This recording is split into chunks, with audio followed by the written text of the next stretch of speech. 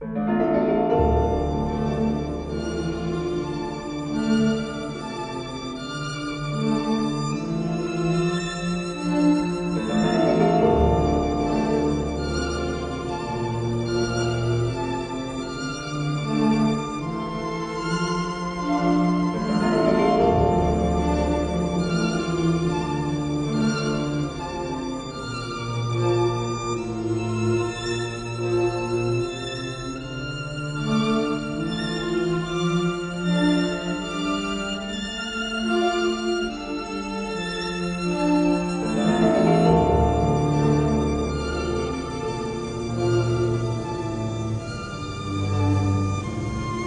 بر شما.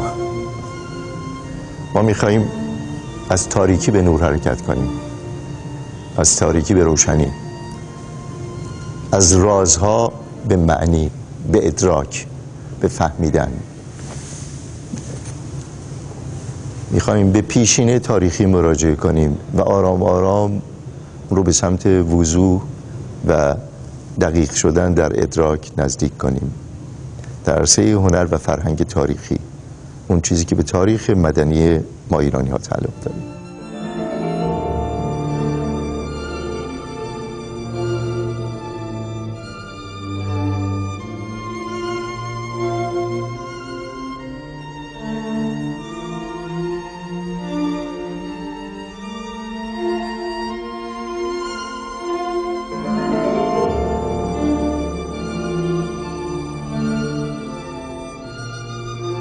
بسیاری از پژوهندگان این باور رو دارند، بر این باور هستند که زبان کوفی، الفبای کوفی در منطقه حجاز در عربستان نخستین بار طرف استفاده قرار گرفت و منشأ ایجاد استخوان‌بندی بصری برای زبان عربی برای نخستین بار گردید و به واسطه بدبستان‌هایی که از طریق آمدشدهای فرهنگی و بدبستان‌هایی که به واسطه ورود اسلام به ایران در صدر اسلام صورت گرفت، الفبای کوفی وارد جغرافیای ایران شد و توسط نویسندگان و کاتبین ایرانی با پذیرش زبان عربی اشاعه پیدا کرد، طرف استفاده قرار گرفت و به طریق جانشین الفبای تاریخی پهلوی ایرانی گردید. پژوهندگان دیگری بر این باور هستند که الفبای کوفی دارای منشأ پیشا اسلامی ایرانی است و به طریق اون رو از دیگردیسی، تغییر شکل و جابجایی الفبای پهلوی اعتقاد دارند که شکل گرفته است.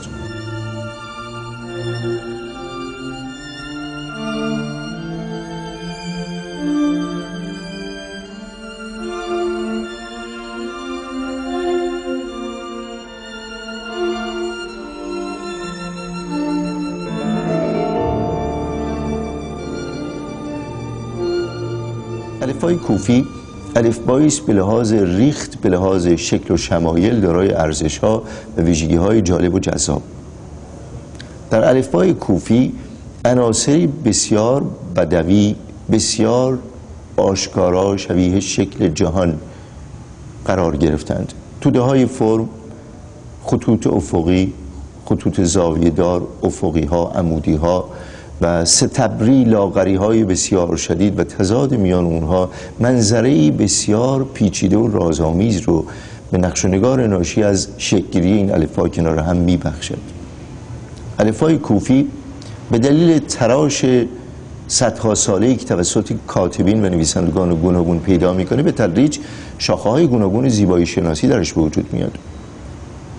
قطعاً الفبای کوفی اولیه الفبایی بودی که از حرکت قلم روی سطح کاغذ یا پوست شکل می گرفته. به همین دلیل روایت شکل‌گیری او روی سطحی به واسطه مرکب و قلم و دست نویسنده روایتی قابل بحث و تحلیل هست.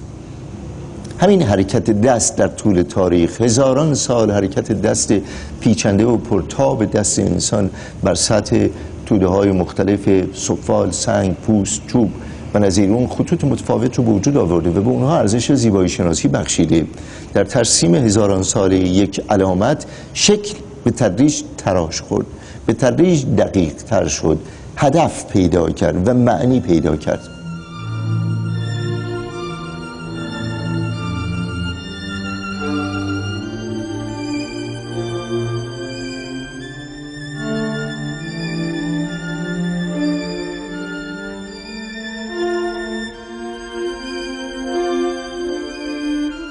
میخوایم راجع به کوفی گفتگو کنیم، میخوایم راجع به کوفی طرز فکر به وجود بیاریم، میخوایم تلاش‌های سید وحید جزایری رو به طریقی مرکزی برای تصمیم گیری ها، برای طرز فکرها، برای مسائل مورد نظر خودمون قرار بدیم. واقعا از کجا باید شروع کرد؟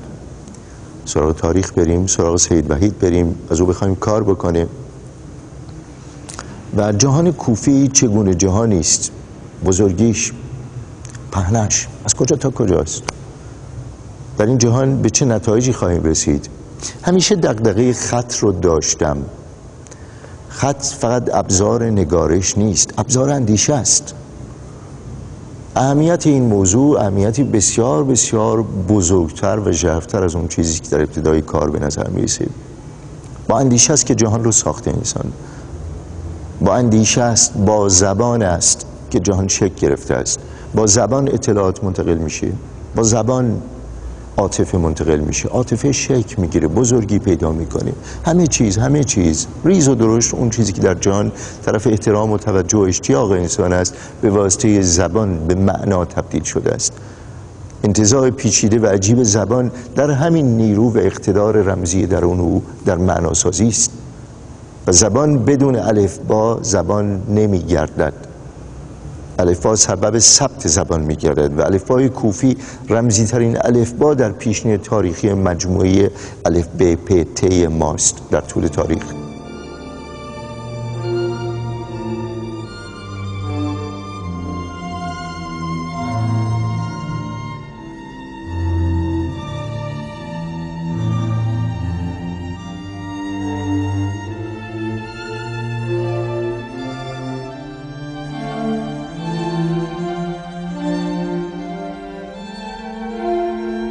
سید وحید جزایری با تراشیدن ساده مجدد قلم کوفی به ما این شانس رو داد که روی کاغذ و پوست و هر چی که بخواهیم دوباره بنویسیم، به شیوه کهن، به شیوه قدما دوباره شکل رو ببینیم، شکل‌گیری تدریجی او رو زیر دست روی کاغذ ذره به ذره باز ببینیم.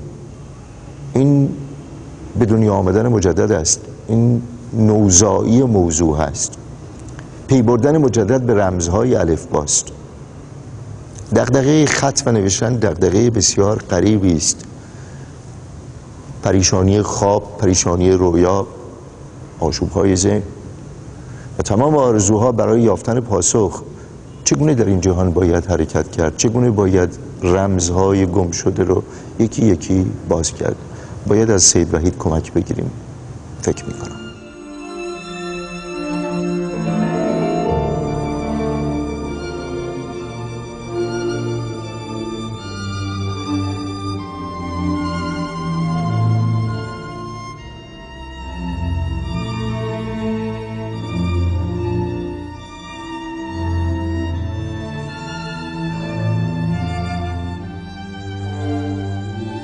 این انقلاب اگر اسمش بود انقلاب کوفی نویسی چرا به وجود آمد؟ بسیار رازآمیزه. والا مستندات زیادی دقیقاً در اختیار هیچ کس وجود نداره. آقای مارتین لینکس یه تعبیر خیلی خوبی دارن. در واقع یک جاهایی داخل مدارس گرافیک نهاد یک اصطلاحی به کار گفته میشه که به هر حال به شکل گفتگو ناپذیر گفته میشه. بالفرض مثلا مربع دارای این خاصیت ها هست، بالفرض منتها به طرزی گفتگو ناپذیر در واقع اینجور اثرات و اینجور انرژی ها درون مربع وجود داره. این به طرز گفتگو ناپذیر به هر حال یه در واقع رمزی و در واقع نشانه هست و در واقع توضیح است برای چیزی که عملاً توصیف و توضیح اون به هر حال شاید به سادگی امکان پذیر نباشه. ایشان میخوان خیال خودشون راحت کنن ها. خب همینطور هم خردمندی معاصر میگه که میشه به سمت هر رازی رفت و رمزگشایی کرد.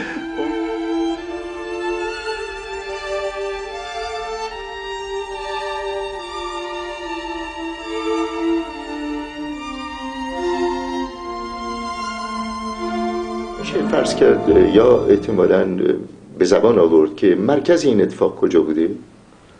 جغرافیایی که درش خط کوفی مادر و اصلی شکل میگیره و 3 قرن آرام آرام گسترش پیدا میکنه، حرکت میکنه. کجا؟ خیلی به شکل تقریبی میشه گفت. در واقع ما اگر جغرافیای دوران اولیه اسلامی رو به دو گروه یا دو اقلیم کاملا متفاوت، بخش شرقی و بخش غربی جهان اسلام بخوایم تقسیم کنیم، فکر می‌کنم به هر حال حداقل از بابت نمونه‌های بسیار زیادی که عمدتاً در بخش شرقی جهان اسلام تولید شده، حداقل این رو میشه فهمید که این مرکزیت در بخش شرقی جهان اسلام قرار داشته. یعنی کجا به زبان امروز؟ به زبان امروز خیلی اگر نخواهیم اغراق کنیم، حقیقتاً بخشی مهمیش در ایران رخ داده، در افغانستان در واقع بخشایش بوده، بخشایش در عراق بوده که خود به خود شما خیلی بهتر می‌دونید در اون دوره اینا جزئی از ایران بوده. بله، ایران تاریخی. ما الان میگیم عراق و افغانستان، حتی بله. بخشایی از ترکیه و شاید جاهای دیگه، حالا اینا در واقع اسمای امروزی است که ما برای اونها انتخاب کردیم. به هر حال اینا سرزمینایی بوده که به هر دلیل جدا شدن. منتها در اون زمان اینا همه در واقع بخشی مهمی از کشور ایران بوده. بله. مرکزیتش در ایران بوده.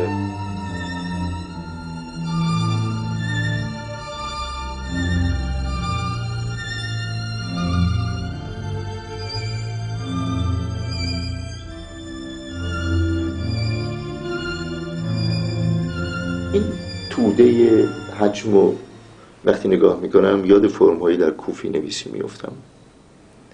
هر وقت که سراغ جهان میرم، سراغ طبیعت میرم، سنگ و صخره میبینم، گره های تنه چوب میبینم، درخت میبینم و چیزهای نظیر اون، یک پیکره زنده که در جهان به طریقی همیشه پراکنده هست و وجود داره، من رو یاد خط کوفی میندازه.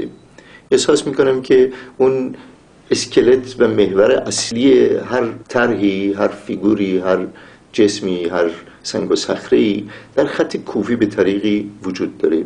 یعنی اون چیزی که خط کوفی رو فیگوراتیو میکنه از طبیعت اخذ شده. درست فکر میکنم؟ واقعا معتقد هستم و در درون خودم همیشه به این نتیجه رسیدم که به هر حال خصوصا الگوی کوفی اولی در واقع یک الگویی است که نمونه‌های مشابه اون حروف رو شاید نسبتاً فراوان در دل طبیعت آدم بتونه جستجو کنه. اشاره فرمودید به سنگ، به نمیدونم چوب، درخت و خیلی موضوعات دیگه. فرمایی که در واقع در دل صدف‌ها حتی هست. خیلی اوقات در واقع اون فرم‌های مرکزی که در واقع با یک اسپیرال به یک فرم درشتر میرسه، اینا تماماً الگوهای طبیعی هستند که بعید میدونم به شکل کاملا تصادفی و اتفاقی در واقع یک جوری به خطوط کوفی اولیه نفوذ پیدا کردن. منتها اینکه آدم بخواد و بتونه یک جواب منطقی، پاسخی که قانع کننده باشه برای اون پیدا کنه، کار یه ذره سختیه. اما در شکل ظاهر و اون چیزی که به هر حال آدم میبینه، این استنباطایی است که بله به شکل کاملا مستقیم، نمیشه گفت غیر مستقیم، کاملا یک الگوی بدیهی سنگ مدور آدم رو ناخودآگاه یاد خطای کوفی اولیه میندازه. و جالبه خط کوفی اولیه در واقع بیشترین تداعی رو از این بابت میتونه داشته باشه. خطوط کوفی، حتی خط کوفی مغربی، کوفی مشرقی، اینا شیوه‌های نوشتاری هستن. کوفی‌های ترسیمی همینجور که در واقع رفته رفته خط کوفی توسعه پیدا میکنه، اینجور تناسبات و اینجور مشابهت‌ها رو آدم رفته رفته حس میکنه که یک جوری داره ضعیف میشه. به خط نصب که شما میرسید دیگه هیچ وقت یک همچین استنباط رو طبیعتا نمیتونید داشته باشید.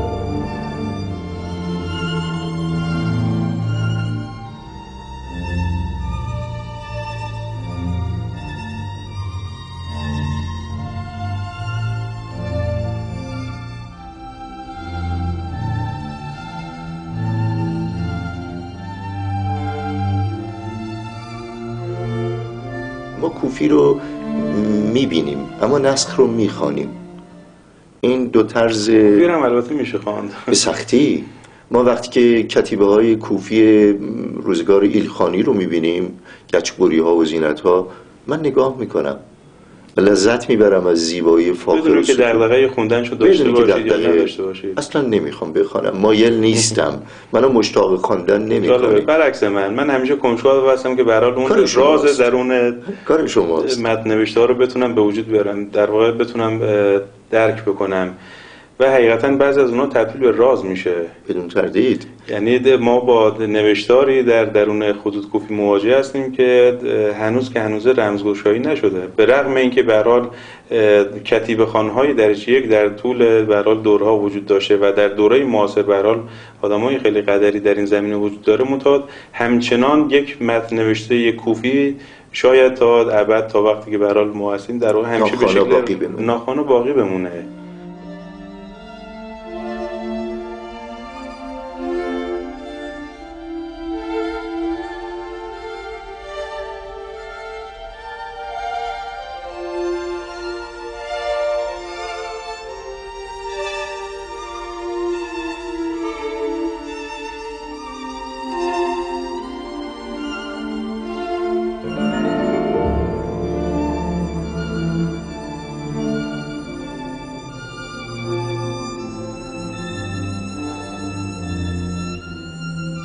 یه سوال ساده، خانایی رو اگر از خط بگیریم چه از او باقی میمونیم؟ فرم نوشته.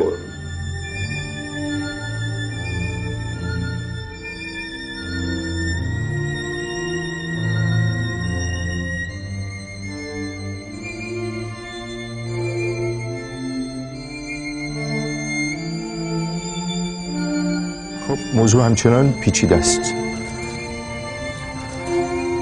رازهای زندگی بشر، رازهای فرهنگ، مدنیت و تاریخی. ما نمیتونیم اونها رو حل کنیم، اما میتوانیم به اونها تلاش کنیم نزدیک بشیم. گفتگوی آشفته و پراکنده درباره خط تا کنون ما رو به جای بسیار منطقی نرسانده، اما پرسه زدن در جغرافیای بسیار شگرف، پر اعتبار و ارزنده او پرسش‌های جدید رو برابر ما قرار داده. درباره خط کوفی کار گفتگو رو شروع کردیم، بحث رو شروع کردیم و قطعاً باید به سراغ سایر قلم‌های نوشتاری رفت، اون چیزهایی که جغرافیای فرهنگی تاریخی ما رو ثبت کردند، بس در اون عرصه‌ها پرداخت. ما می‌خوایم جلوتر بیاییم، جلوتر به زمان کنونی و با آینده نگاه کنیم و به این بپردازیم که خط در گسترش فرهنگ و تاریخ چگونه نقشی رو داره، برای بازپیرایی خط، برای شکل بخشیدن به او، برای افزایش ارزش‌های او و معاصر نمودن باید چگونه راه حل‌هایی رو یافت. باید مشاوره کنیم، باید بخوانیم، باز بخوانیم و باز به زبان بیاوریم. ممنون، بدرود.